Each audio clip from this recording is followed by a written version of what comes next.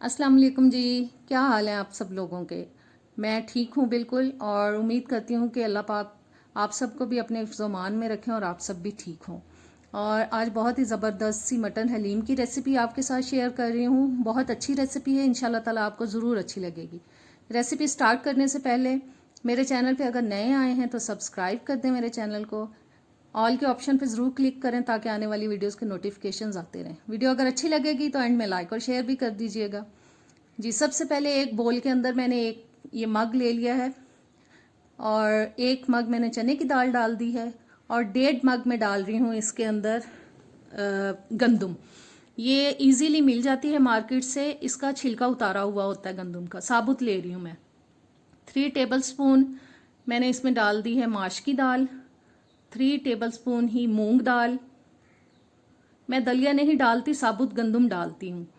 और ये 3 टेबलस्पून चावल, और 3 टेबलस्पून ही इसमें मैं मसूर की दाल डाल रही हूँ, रेड वाली। बस इन सबको मैंने बोल में डालने से पहले अच्छी तरह से चुन लिया है, साफ कर लिया है मैंने इनको। और अब इनको मैं वॉश करके आधे घंटे के लिए भिगो के रख दूंगी। चलें आधे घंटे बाद मिलते हैं जी। तो आधा घंटा गुजरने के बाद अब मैं कुकिंग स्टार्ट कर रही हूँ। प्रेशर कुकर लिया है मैंने गोश्त को गलाने के लिए। 1/2 कप मैंने उसमें ऑयल डाला है। एक लार्ज साइज की प्याज, बस इस प्याज को लाइट ब्राउन कलर आने तक हम पकाएंगे। बहुत ज़्यादा डार्क नहीं करना प्याज को जी। देखें हल्का सा ब्राउन कलर आ चुका है प्याज के अंदर। अब इसमें मैं डाल रही हूँ मटन, जो कि मैं हड्डी वाला इस्तेमाल कर रही हूँ क्योंकि मुझे हलीम बनाना था, तो मेरे पास हड्डी वाला ही मटन पड़ा था, लिहाजा मैं वही इस्तेमाल कर रही हूँ। इसको गलाने के बाद इसकी हड्डी मैं रिमूव कर दूंगी। और अब इसमें मैं डाल रही हूँ जनाब अदरक लहसुन का पेस्ट, 1.5 टेबलस्पून जी। 1.5 टेबलस्पून अदरक लहसुन का पेस्ट चला गया। और 1 टेबलस्पून मैं नमक डाल रही हूँ। 2 टेबलस्पून तक मैं डालूंगी इसमें लाल मिर्च का पाउडर, 1/2 टेबलस्पून हल्दी पाउडर। ये सारे मसाले मैं अपने घर के टेस्ट के हिसाब से डाल रही हूँ, आप लोग अपने घर के टेस्ट के हिसाब से डालें। और 1.5 टेबलस्पून तक मैं डाल रही हूँ इसके अंदर सूखा धनिया पाउडर, और ये 1/2 टेबलस्पून ज़ीरा पाउडर। और बस इन सब मसालों को मिक्स करते हैं। और अब बस पानी का छींटा लगा लगा के हमें इसको 7-8 मिनट तक गोश्त को भूनना है अच्छी तरह से, ताकि जो मटन की एक मखसूस सी स्मेल होती है वो ख़त्म हो जाए। बस मैं अब 3-4 दफ़ा पानी का हल्का सा छींटा लगा के इसको 7-8 मिनट तक भूनूंगी।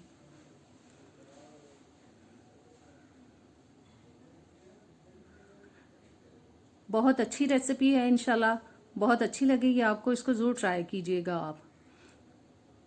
जो रेसिपीज़ हम आप लोगों के साथ शेयर करते हैं वो जाहिर है हम खुद घर में बनाते हैं, बहुत अच्छी बनती हैं तो आपके साथ शेयर करते हैं, लिहाजा आप इनको ज़रूर ट्राई किया कीजिए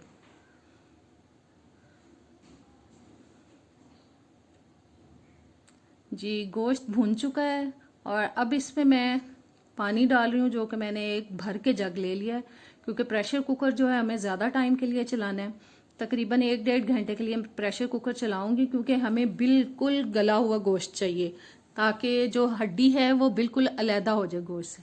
प्रेशर कुकर मैंने बंद कर दिया है, और एक चूल्हे पे मैंने अब देगचा रख लिया है, क्योंकि हलीम जो है खुले बर्तन में ही बने तो अच्छी बनती है, क्योंकि उसको घोटना पड़ता है, मिक्स करना पड़ता है। लिहाजा देगचे में मैंने सब दालें डाल दी हैं, और उस पानी के साथ ही डाली हैं जिसमें मैंने इनको भिगोया था, अच्छी तरह वॉश करके भिगोया था मैंने इनको। और मज़ीद मैं पानी इसमें शामिल कर रही हूँ। और दालों के अंदर हमें बहुत ज़्यादा स्पाइसेस नहीं शामिल करने, बस मैं अदरक लहसुन का पेस्ट डालूँगी तकरीबन 1 टेबलस्पून तक। अभी मैं नमक डाल रही हूँ, और साथ ही मैं अदरक लहसुन का पेस्ट इसमें डाल दूँगी। बस नमक और अदरक लहसुन का पेस्ट मैं शामिल कर रही हूँ दालों के अंदर, और कुछ नहीं डाल रही। और बस अब इसको हम ढक के पकाएंगे। बिल्कुल ढक के नहीं पकाएंगे, थोड़ी देर में इसको ढकूंगी। जब बॉयल आ जाएगा तो हल्का सा ढक्कन पीछे कर दूंगी, वरना पानी बाहर को गिरने लग जाता है दालों का, क्योंकि हमने इसमें मसाले बहुत ज़्यादा शामिल नहीं किए, ये उबल के बाहर आ जाएगा। और ये देखें दालें बिल्कुल गल चुकी हैं, मैंने हैंड ब्लेंडर से इनको मिक्स कर लिया। आपको दिखा रही हूँ कि आप ये ना कहें कि हमारे सामने नहीं किया। और गोश्त भी गल चुका है। मैंने इसको हड्डी इसमें से अलहदा कर दी है और तकरीबन 1.5 घंटे में ये गला है गोश्त। जितनी देर में गोश्त गला था मैंने दूसरे चूल्हे पे दालें भी गला लीं और अब इस गोश्त को मैं दालों के अंदर शामिल कर रही हूँ। और अब इसमें मैं कुछ पानी ऐड करूँगी ताकि जो गोश्त और दालें हैं वो यकजान हो जाएं और बहुत अच्छा सा फ्लेवर आ जाए हमारे हलीम में। बहुत, ये देखिए मैंने पानी डाल दिया इसके अंदर, तकरीबन 2-2.5 गिलास डाल दिया है। बस इसको अच्छी तरह से मिक्स करते हैं। चूल्हा मैंने ऑन किया हुआ है नीचे। और अब मैं हलीम को मिक्स करने वाला ये इसको घोटना कहते हैं और पता नहीं क्या कहते हैं इसको, बस ये हलीम को मिक्स करने के लिए मिलता है मार्केट से। और मुसलसल अब इसके साथ मैं इसको मिक्स करती जाऊंगी ताकि जो दालें और वो गोश्त है यकजान हो जाए और इसके अंदर एक अच्छी सी लेस बन जाए, क्योंकि हलीम जो है वो लेसदार ही बहुत अच्छा लगता है। नमक मैंने टेस्ट किया है, थोड़ा कम लगा है, लिहाजा 1/2 टेबल स्पून मैंने मज़ीद इसमें नमक डाल दिया। और बस अब हमें इसको अच्छी तरह से मिक्स करते जाना है, क्योंकि हलीम जो है उसको अगर थोड़ी देर के लिए छोड़ दें तो वो बहुत जल्दी नीचे लगना शुरू हो जाता है।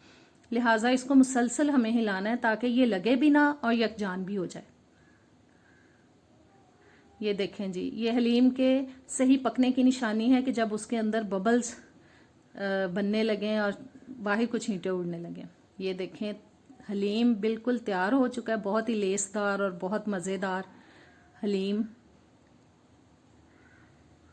और अब इसमें मैं डाल रही हूँ गरम मसाला पाउडर। चूल्हा मैंने बंद कर दिया और साथ वाले चूल्हे पे मैंने प्याज भी ब्राउन होने के लिए रख दी थी और वो भी तकरीबन होने ही वाली है। ये प्याज भी तकरीबन ब्राउन हो चुकी है। बस 1 मिनट में इसको और करूँगी और बस प्याज ब्राउन हो चुकी है और अब इसको मैं निकाल रही हूँ जी। पेपर टॉवल मैंने एक प्लेट में बिछा लिया है।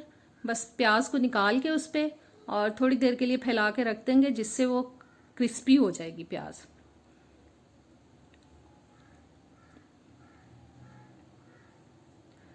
बस सारी प्याज को मैं निकाल दूंगी ऑयल में से और इसी ऑयल का हम हलीम को तड़का लगा लेंगे। बस प्याज निकालने के बाद इसी ऑयल में से तकरीबन 1 कप तक मैं ऑयल लेके हलीम में डाल दूंगी ताकि उसको भी तड़का लग जाए। इसीलिए मैंने गोश्त को भूनते वक्त कम ऑयल डाला था, सिर्फ मैंने 1/2 कप ऑयल डाला था और तकरीबन 1 कप तक अब इसमें से मैं ऑयल लेके हलीम में डाल दूंगी तड़के के लिए। जी ये देखें तकरीबन 1 कप ऑयल चला गया। बस इसको अब अच्छी तरह से हम मिक्स करेंगे ताकि ऑयल जो है वो अच्छी तरह से मिक्स हो जाए हलीम में। बहुत ज़बरदस्त किस्म की हलीम बन गई है या बन गया है। बाज़ इसको मुअन्नस बुलाते हैं, बाज़ मुज़क्कर बुलाते हैं। और जी अब मैं इसको डिश आउट कर रही हूँ। उम्मीद है कि आपको ये रेसिपी अच्छी लगी होगी आज की। ये देखें अब मैं इस पर चाट मसाला डाल रही हूँ और ऊपर से हम डालेंगे ब्राउन की हुई प्याज।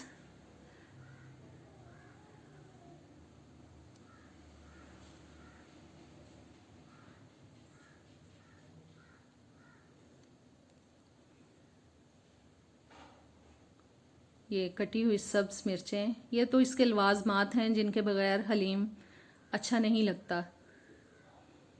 और ये बारीक कटी हुई अदरक डाल रही हूँ अब ऊपर। जी तो कैसी लगी आज की रेसिपी आपको? उम्मीद है कि आपको अच्छी लगी होगी। मुझे कमेंट्स में ज़रूर बताया करें और ज़रूर ट्राई किया कीजिए रेसिपीज़ को। और नेक्स्ट वीडियो में अब मिलेंगे और अब इजाज़त चाहती हूँ आपसे। अल्लाह हाफिज़।